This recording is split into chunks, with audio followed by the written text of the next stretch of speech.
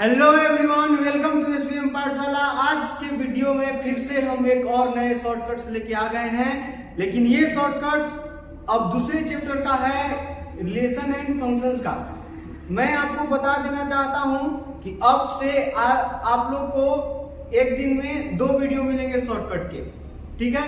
Integration का जैसे चल रहा है वैसे चलेगा ही, जब तक नहीं खत्म होगा। आगे सुबह भी मिलेगा वीडियो और शाम को भी आपको वीडियो मिलेगा दूसरा चैप्टर के। जैसा कि मैंने फर्स्ट चैप्टर का स्टार्ट कर दिया है रिलेशन का, आज मैं शॉर्टकट लाया हूँ।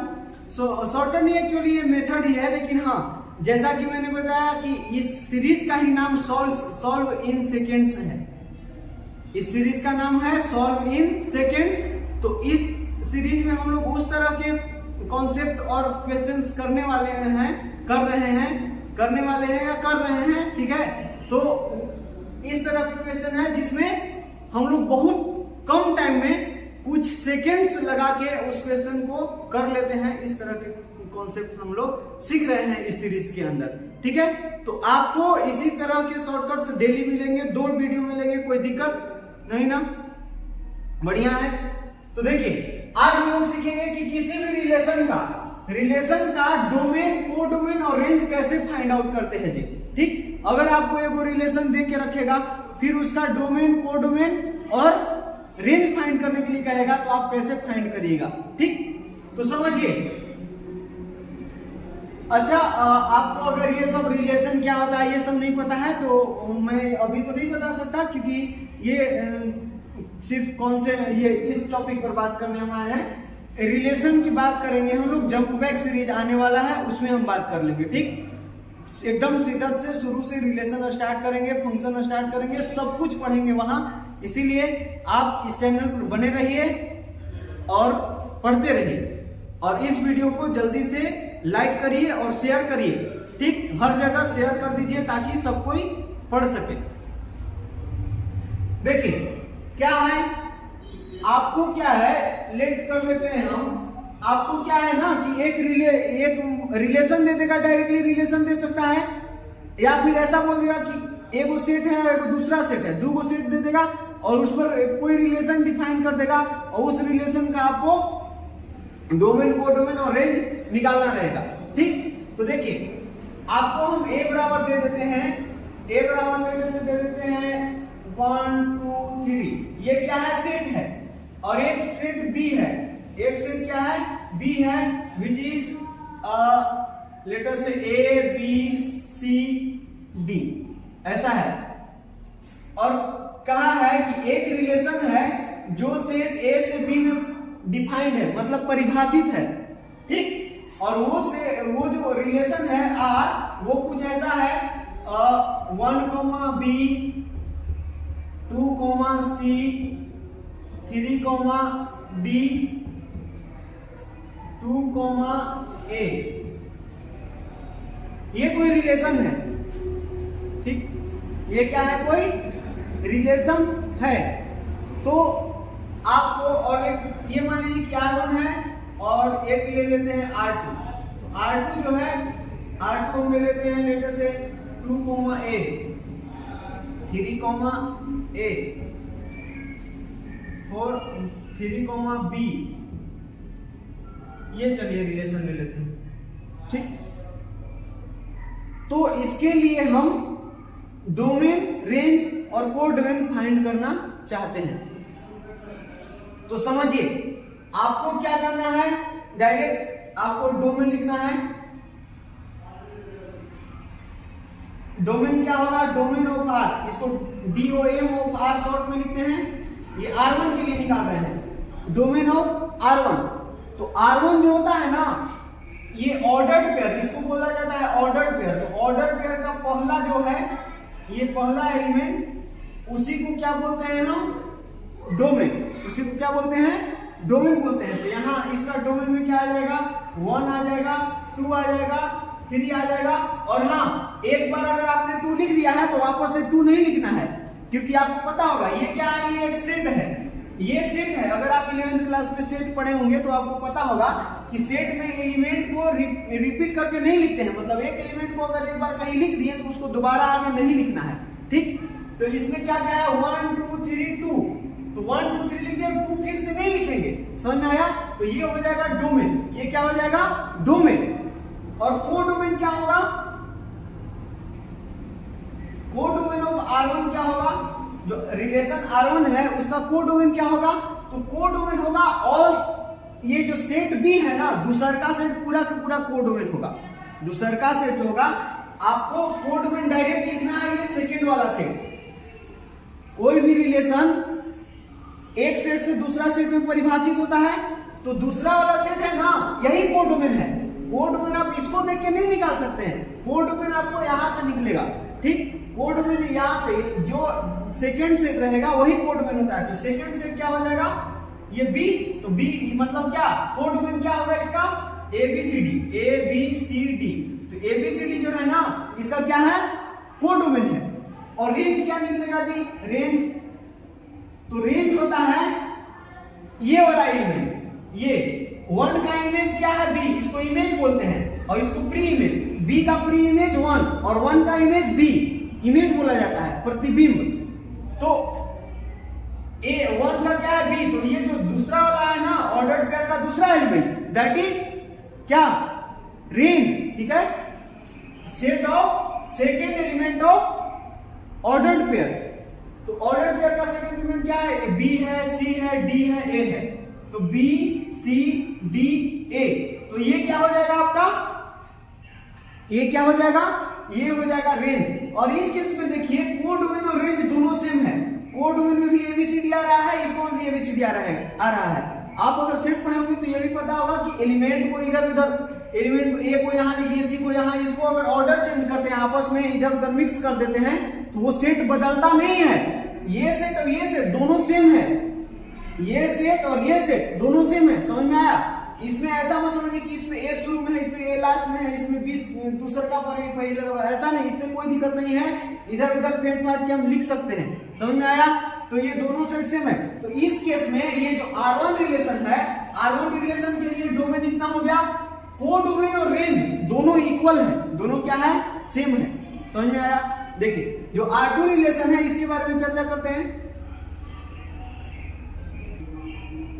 आइए R2 रिलेशन जो है, R2 रिलेशन इसका डोमेन निकालते हैं, डोमेन ऑफ R2 रिलेशन का डोमेन क्या होगा, डोमेन क्या होता है, ऑर्डर्ड पेयर का फर्स्ट एलिमेंट को पकड़िए और उसका एक सेट बना दीजिए। ऑर्डर्ड पेयर तीनों है, तीनों ऑर्डर्ड पेयर में से पहला एलिमेंट पकड़ना है, उसको एक सेट में रख देना है, एक सेट बना देना है। तो सेट ऐसे सेट बनाते हैं तो एलिमेंट को इस कर्ली ब्रैकेट में रखते हैं, ठीक। तो ये कर्ली ब्रैकेट है, इसके अंदर जो ऑर्डर्ड पेयर का पहला एलिमेंट है इसको रख दीजिए 2 3 3। तो 2 3 3 ये सही है नहीं, फिर से ये क्या कर दिए हम, फिर से ये रिपीट कर दिए, तो रिपीट नहीं ना करना है। तो आपका आंसर ये हो जाएगा 2,3। 2,3 क्या हो जाएगा, डोमेन हो जाएगा। इस R2 रिलेशन के लिए डोमेन क्या आएगा 2,3, समझ में आया। और कोडोमेन क्या होगा जी, कोडोमेन ऑफ R2 रिलेशन का कोडोमेन क्या होगा, तो हमेशा सेकेंड सेट होता है, तो इसका भी B ही होगा। इसका क्या होगा, क्यों, क्योंकि R2 रिलेशन भी A से B में परिभाषित है, समझ में आया ना। इसी देखिए R जो है ना A से B में परिभाषित है, तो इसी का दो पार्ट हम लिखे हैं R1 और R2, इसी दोनों सेट पे परिभाषित, ठीक। अब देखिए इसके लिए बताइए कोडोमेन क्या होगा, कोडोमेन क्या होगा बताइए, कोडोमेन B सेट होगा, मतलब ABCD। तो यही क्या हो जाएगा बताइएगा, ये हो जाएगा कोडोमेन। अच्छा इसका रेंज लिखते हैं, range of R2। Range of R2 क्या होगा, ऑर्डर्ड पेयर का सेकेंड एलिमेंट को पकड़िए और उसका एक सेट बना दीजिए। तो सेकेंड एलिमेंट को पकड़िए और उसका एक सेट बना दीजिए, तो इसको क्या हो जाएगा A, फिर से A आ रहा है ना, तो हम फिर नहीं लिखेंगे, बताया ना, सेट में एलिमेंट का रिपीटेशन अलाउड नहीं होता है, ठीक। एलिमेंट को रिपीट नहीं करेंगे, एक बार A लिख दिए तो दोबारा A नहीं लिखेंगे, आप क्या लिख देंगे B। तो ये आपका फाइनल आंसर बन गया। तो इस केस में देखिए कोडोमेन और रेंज इक्वल नहीं है, कोडोमेन और रेंज इक्वल नहीं है, लेकिन हाँ ये चीज हमेशा होगा कि जो रेंज आएगा ना, क्या रेंज आएगा वो क्या होगा, सबसेट ऑफ कोडोमेन होगा, क्या रेंज जो आएगा परिसर वो सहपरांत मतलब को डोमेन का हमेशा सबसेट होगा। सबसेट कहने का मतलब ना कि ये एक बड़ा सा सेट है तो एकरे में के कुछ एलिमेंट लेके और ये बना है, समझ में आया।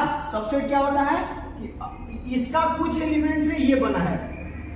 अगर इसके कुछ एलिमेंट से ये बना है तो हम क्या बोलेंगे कि ये जो है उसका सबसेट है। समझ में आया। सबसेट क्या होता है, ये को डोमेन जो है रेंज का देखिए रेंज जो है वो को डोमेन का सबसेट होता है हमेशा। रेंज कहां से लिखते हैं हम लोग, रेंज तो दूसरा एलिमेंट लिखते हैं। रेंज हमेशा क्या लिखते हैं, दूसरा एलिमेंट। और दूसरा एलिमेंट कहां से आया है, दूसरा एलिमेंट तो सेट बी से आया है। मतलब सेट बी से ही ना हम यहाँ रेंज में लिख रहे हैं। इसका मतलब क्या हुआ, रेंज जो है हमेशा को डोमेन का एक सबसेट होगा। समझ में आया। देखिए कुछ क्वेश्चन और करते हैं। ठीक, ये तो हो गया खैर डायरेक्ट क्वेश्चन, आपको रिलेशन ए से बी दे देगा और ये वो कोई रिलेशन दे देगा, उसका डोमेन और कोडोमेन रेंज पूछ सकता है। ठीक, लेकिन कुछ ऐसे होते हैं जो आपको एकदम से मतलब डायरेक्टली नहीं चमकेगा। ये आपको रिलेशन पहले बनाना पड़ेगा। ठीक, आपको क्या करना पड़ेगा, पहले रिलेशन को फॉर्म करना होगा, इसके बाद आप उसका कोडोमेन रेंज और डोमेन लिख सकते हैं। ठीक, इसको इरेज करते हैं और फिर देखिए इधर समझिए, ये आपका एक क्वेश्चन है। क्या है, एक सेट दिया हुआ है और उस सेट में परिभाषित संबंध ये दिया हुआ है। एक संबंध आर दिया है रिलेशन। ठीक, इस एक रिलेशन दिया है जो कि क्या है, a, b such that b equal to a square, इस टाइप का रिलेशन है। समझ में आया। तो इसको सबसे पहले हम एक रिलेशन, ऐसे ये रिलेशन है लेकिन इसको कौन सा फॉर्मेट पढ़ते हैं, रिलेशन को रिप्रेजेंट करने का दो होता है, एक सेट बिल्डर फॉर्मेट, मेथड दो होता है। ठीक है, एक होता है सेट बिल्डर और एक होता है रोस्टर। एक क्या होता है, रोस्टर फॉर्म, एक होता है सेट बिल्डर फॉर्म। तो ये आपको सेट बिल्डर फॉर्म में दिया हुआ है। ये क्या किया है, ये सेट बिल्डर फॉर्मेट दिया हुआ है और आपको उसको सबसे पहले रोस्टर फॉर्मेट में कन्वर्ट करना होगा। रोस्टर फॉर्मेट मतलब वो इसके पहले जो रिलेशन दिया था उस ऑर्डर्ड पेयर अगर कर करके देगा उसको क्या बोलते हैं, रोस्टर फॉर्मेट। ठीक, उसको क्या बोलते हैं, रोस्टर फॉर्मेट बोलते हैं। तो आइए सबसे पहले इसको रोस्टर फॉर्मेट में बदलना होगा। और आपको बोला है कि ये जो रिलेशन आर है वो ए में परिभाषित है, मतलब ए पर डिफाइंड है। तो कहने का मतलब कि रिलेशन आर जो है ना वो ए से ए में परिभाषित है। आपको अगर ए को सेट दिया तो समझना है कि ए से ए में मतलब खुद से खुद में परिभाषित है। अगर दूसरा का सेट बी दे देता तो खुद बोल देता कि ए से बी में परिभाषित है। यहाँ बी नहीं दिया है, मतलब ए से ए में परिभाषित है। समझ में आया। ए में परिभाषित का मतलब क्या समझना है कि ए से ए में परिभाषित है। और अगर ए से बी में बोलता तब तो वो भी सही है। जैसा कि मैंने पहले एग्जांपल दिया उसमें क्या था, ए और बी दो अलग अलग सेट थे, इसमें डोमेन और कोडोमेन दोनों सेम ही, मतलब यहाँ पहला सेट और दूसरा सेट दोनों सेम ही है। ठीक, आइए सबसे पहले हम इसको रोस्टर फॉर्मेट में कन्वर्ट करते हैं। सेट बिल्डर फॉर्मेट से रोस्टर फॉर्मेट में कन्वर्ट करते हैं। तो कैसे कन्वर्ट करते हैं, तो ये आपको कंडीशन दिया है, ऐसे लिखना है फिर a, b टाइप का मतलब ऑर्डर्ड पेयर के रूप में लिखना है, जिसके लिए सच दैट मतलब जिसके लिए b किसके बराबर होना चाहिए, a स्क्वायर के बराबर। और b कौन है, सेकेंड वाला एलिमेंट। b कहां लिखना है, सेकेंड ऑर्डर्ड पेयर का सेकेंड एलिमेंट b है और ऑर्डर्ड पेयर का फर्स्ट एलिमेंट a है। तो a कैसा है, a ऐसा लेना है कि उसका स्क्वायर करने पर b आए। a कैसा लेना है, a लेना है ऐसा, और कहां से लेंगे, a सब लेंगे। ये जो a और b है वो एलिमेंट कहां से लेना है, सेट a से। क्यों, क्योंकि इसी पर तो परिभाषित है, सेट a से a में ना परिभाषित है, तो एलिमेंट कहां से उठाइएगा, बाहरी से, इधर से ना। देखिए हम क्या करेंगे, यहां से a और b उठाएंगे। तो सबसे पहले a ऐसा एलिमेंट, a कितना ले लेते हैं 1, a कितना लिए 1, तो b कितना हो जाएगा, a का स्क्वायर ना, b कितना हो जाएगा बताइए, a का स्क्वायर मतलब कितना 1 का स्क्वायर 1 ही ना होगा। फिर क्या लिखना है, फिर a की जगह कितना लिखेंगे, अगली बार में 2 लेंगे, अगली बार में 2 लेंगे तो 2 का स्क्वायर कितना होगा 4, तो ये हो जाएगा दूसरा ऑर्डर्ड पेयर। फिर a की जगह कितना लेंगे 3, तो अगला कौन सी होगा, ये 9 हो जाएगा, b कितना हो जाएगा 9, बताइए बी कितना लिखना है, ए का स्क्वायर करके ना, बी देखिए ना ए स्क्वायर बराबर बी लिखा हुआ है, मतलब ए जो लिए हैं उसका स्क्वायर करके बी की जगह लिखना है। समझ में आया? और ये भी ध्यान रखना है कि ये जो सेकेंड वाला एलिमेंट आ रहा है ना, वो भी इससे बाहर नहीं जाना चाहिए। वो भी जो है सेकेंड वाला एलिमेंट जो आ रहा है ऑर्डर्ड पेयर का, वो भी इस ए से बाहर नहीं जाना चाहिए। समझ में आया ना? जैसा कि मैंने पहले बताया इसके पहले वाला क्वेश्चन में कि सेकेंड एलिमेंट कहां से आता है, दूसरका सेट में से। सेकेंड एलिमेंट कहां से लिखते हैं, दूसरका सेट में से, तो दूसरका सेट भी तो ए है, मतलब ए से बाहर ही नहीं जाना चाहिए एलिमेंट। जैसे देखिए हम आगे बताते हैं, अगला एलिमेंट क्या लीजिएगा, 4, तो 4 लीजिएगा तो यहाँ कितना लिखना पड़ेगा, 16, तो 6 देख लीजिए 16 यहाँ है तो चलेगा। फिर अगर आप यहाँ a की जगह 5 ले लीजिएगा तो यहाँ कितना लिखना पड़ेगा, 25 लिखना पड़ेगा। तो क्या हम ये ले सकते हैं, नहीं ले सकते हैं, क्यों? क्योंकि 25 कहां चल गया, सेट ए से बाहर चल गया ना, जबकि ए इसका कोडमेन क्या है, कोडमेन है ए, सेट ए ही क्या है, कोडमेन है। तो आपका दूसरा एलिमेंट जो है वो कोडमेन से बाहर नहीं जाना चाहिए। समझ में आया? तो ये वाला एलिमेंट हम नहीं लेंगे। तो आपका जो ये रिलेशन लिखा हुआ है ना, ये सेट बिल्डर फॉर्मेट में लिखा हुआ है, उसका रोस्टर फॉर्मेट ये होगा। ये क्या है, रोस्टर फॉर्मेट। अब हम इसको रोस्टर फॉर्मेट में कन्वर्ट कर दिए, तो अब हम काफी आसानी से इसका डोमेन, रेंज, कोडमेन सब कुछ लिख सकते हैं, इसका पूरा कोड भी बता सकते हैं। आइए, डोमेन क्या होगा, तो ऑर्डर्ड पेयर का फर्स्ट एलिमेंट डोमेन होता है कि नहीं, तो डोमेन क्या हो जाएगा, 1 2 3 4 नहीं हो जाएगा, 1 2 3 एंड 4, तो this is the domain of R. ठीक, और कोडोमेन क्या लिखेंगे जी, तो कोडोमेन लिखेंगे हम ऑर्डर्ड पेयर का सेकेंड एलिमेंट, नहीं गलत, वो तो रेंज होता है ना। कोडमेन क्या होता है, हमेशा कोडमेन निकालने का कोई तरीका नहीं होता है। समझ में आया? कोडमेन आपको क्वेश्चन में ही दे के रखेगा। कोडमेन क्या है, दूसरा सेट, जिस सेट पर ये परिभाषित है ना, जिस सेट से जिस सेट में, तो वही दूसरा वाला सेट होता है, वही कोडमेन होता है, ये हमेशा कोडमेन होगा। ठीक, तो कोडमेन मतलब क्या, कोडमेन मतलब सेट ए कहे तो 1 2 3 till 16 तक का, जितना 1 से 16 तक ये सारा कुछ क्या आ जाएगा, कोडमेन। और रेंज क्या होगा, रेंज होता है, रेंज क्या होता है बताइए, ऑर्डर्ड पेयर का सेकेंड एलिमेंट का सेट। तो ऑर्डर्ड पेयर का सेकेंड एलिमेंट क्या है, 1 है, 4 है, 9 है, 16 है, तो 1 4 9 एंड 16, बस ये क्या हो जाएगा आपका, ये हो जाएगा रेंज ऑफ दिस रिलेशन। समझ में आया? बताइए, तो ये चीज आपको समझ में आया होगा। अगर देखिए इसका हम कुछ क्वेश्चन डिस्क्रिप्शन बॉक्स में डाल देंगे एज अ पीडीएफ, ठीक, तो उसको आप बना के देखिएगा, बनेगा, ठीक ना। और अगर सेट नहीं पढ़े हैं तो थोड़ा सा इस तरह के क्वेश्चन में आपको दिक्कत आएगी। ठीक, सेट नहीं पढ़े हैं, अगर आप ये सेट बिल्डर फॉर्मेट से रोस्टर फॉर्मेट में कन्वर्ट करना नहीं जानते हैं तो थोड़ा सा प्रॉब्लम आ सकता है, तो उसके लिए हम कुछ नहीं कर सकते हैं, सो एक्सट्रीमली सॉरी। अभी नहीं कर सकते हैं, बाद में करेंगे, अभी 11th का सीरीज मैंने नहीं लाया है। तो अच्छा देखेंगे, मैं कोशिश करूंगा कि जब जंप बैक सीरीज स्टार्ट होगा तो उसको मैं थोड़ा सा सेट के बारे में डिस्कशन कर लेंगे, ठीक है, क्योंकि हम लोग जब रिलेशन और फंक्शन पढ़ते हैं तो उसको में सेट के बारे में हम लोग को कुछ जानकारी जरूरी होता है। ठीक, तो जितना जो बेसिक जानकारी है उस सेट के बारे में हम लोग पढ़ लेंगे। जंप बैक सीरीज का पहला लेक्चर वहीं से स्टार्ट करेंगे। समझ में आया? खुश, मिलते हैं अगले वीडियो में, चलिए बाय।